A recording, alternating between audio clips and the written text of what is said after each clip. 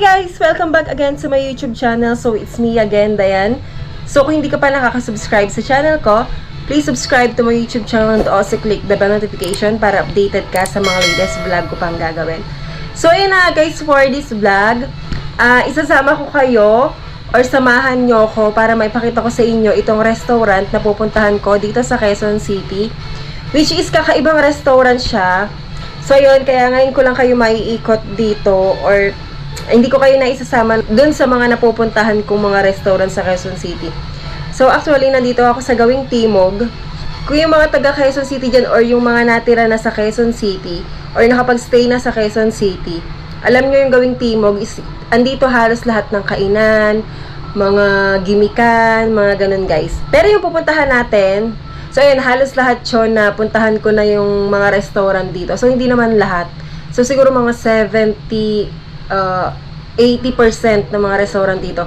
So, ayun kasi, kaya ko yung nagagawa. Dahil pag may mga meetings yung boss ko, yun, sinasama niya ako sa mga meetings niya. So, ayun, sa mga labas, sa mga restaurant, sa mga cafe dito. And then, ayan ngayon, pupuntahan natin tong Soul Sky Revolving Restaurant dito sa Quezon City, sa Eastwood. So, ayun, umiikot siya ng 360 degree. Pinakaibabaw siya ng building. So, yun guys, samahan nyo ako. Ipapakita ko sa inyo yung magiging experience natin dito. And then, I deserve naman nito din. Kasi kaka-birthday ko lang din. So, ayun, parang treat ko na lang din sa sarili ko. So, ayun guys, just keep on watching!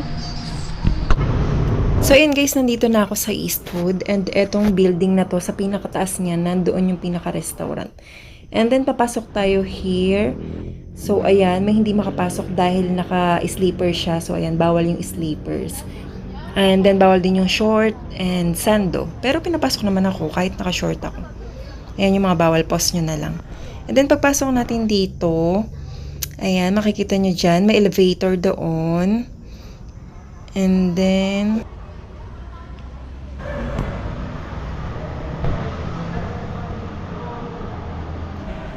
so, ayun, madami din naman silang elevator. So, sa 33rd floor tayo pupunta. Dahil nandun sa pinakataas yung restaurant nga. And then, ayan, nakarating na tayo ng 33rd floor. Pagpasok nyo dito, or pagbuksan ng elevator, yun ang makikita nyo. And then, meron silang salamin dito. Ayan.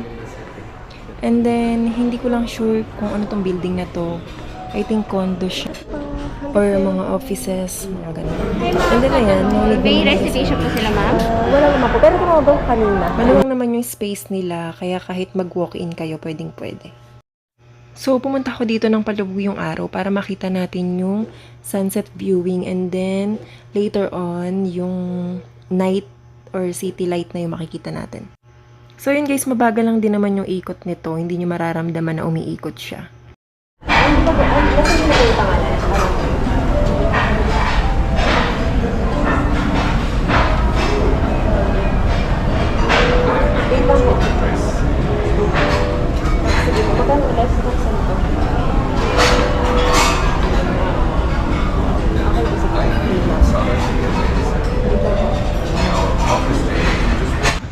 So, ito yung menu nila. I-post nyo na lang kung gusto nyo i-check. So, meron yung mga set meal.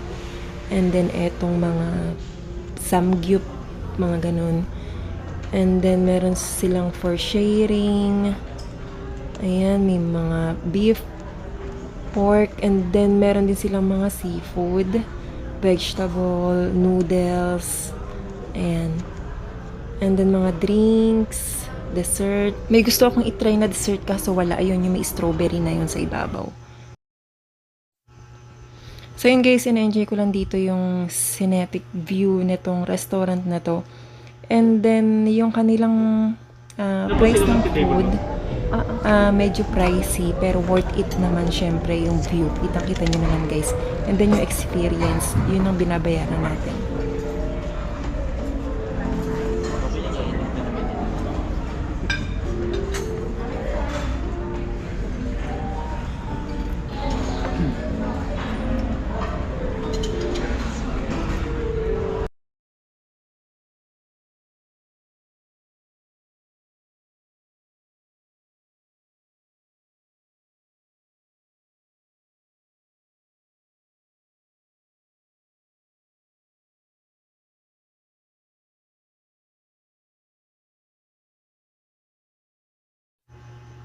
Sa lasa naman ng food nila, yun, para ka lang nag-samgyup.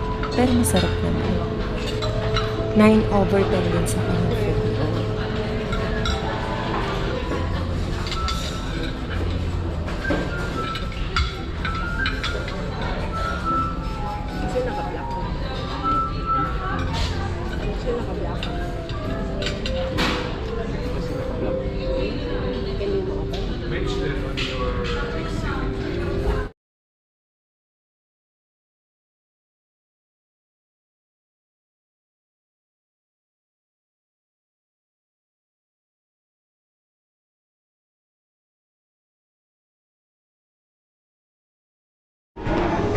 So, yun guys, iikot ko muna kayo dito. So, ayan yung CR nila. Diyan yung male and then dito yung pang female.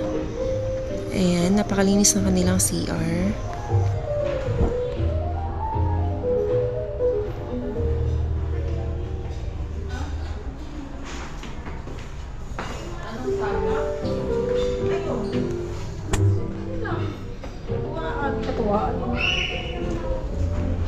And then kung makikita nyo ay yung mga costume na yan na pang Korean, pwede kayong mag-rent yan for only 100 pesos. Pwede nyo siyang isuot daw after meal. Hindi siya pwedeng isuot habang kumakain dahil baka madumihan. And then magpa-picture kayo dyan. And then ayan, meron silang mga drinks dito. So yun, nakalagay din naman niya sa menu.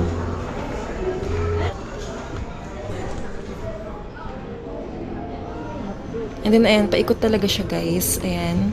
Talagang sa edge kayo makakaupo kahit mag-walk-in kayo dahil napakadami nilang table. And then, pupuntahan natin dito yung kanilang kitchen dahil kita yung kitchen nila dito.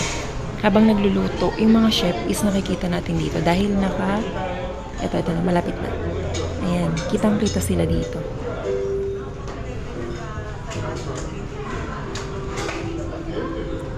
Napakaluwang din talaga nitong restaurant na to. So, napaka-worth it din ang experience ko here.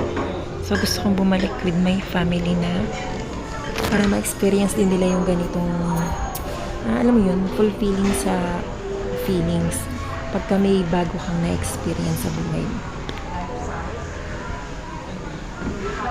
So, ayan sa costume, meron pang male and then female dyan. Pwede kayo mamili. So, hindi na ako nag-try.